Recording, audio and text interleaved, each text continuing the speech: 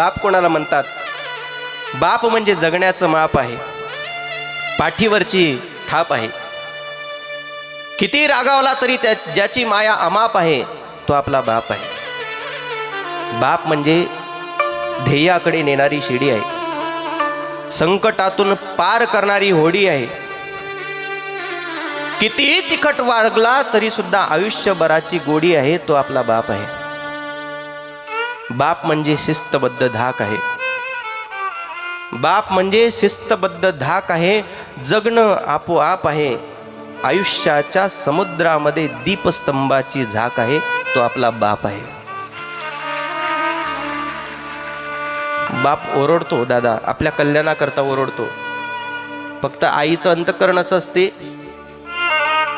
की ते ममत्वानं भरलेलं असल्यामुळे लगेच तिच्या डोळ्यात अश्रू येतात आणि आपल्या समोर येतात. बापाला माहित आहे यांच्या समोर रडलो कधी मी